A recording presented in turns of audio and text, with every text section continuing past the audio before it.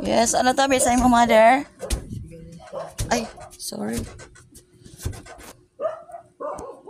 Taga saing ka? Ah, Maynila, ba't narito ka? Ang ginagawa mo dito? Hmm?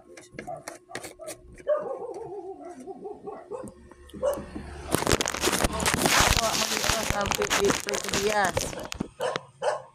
Ito pa.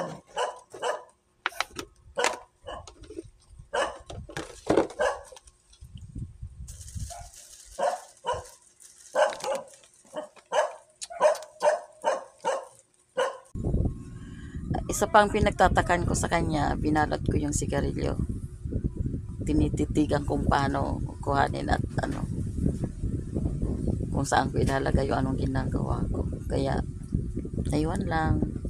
Tinatanong ko kung taga saan. Ayun, taga Manila daw siya. Kaya, ayun. Okay. Yes guys, may nanghingi kay Ate Daisy lang ng sigarilyo guys. Ayan, kinuha lang yung sigarilyo, walang paalam. Walang ano man, alam ko naman eh. Okay guys, thank you very much. God bless you. Bye-bye.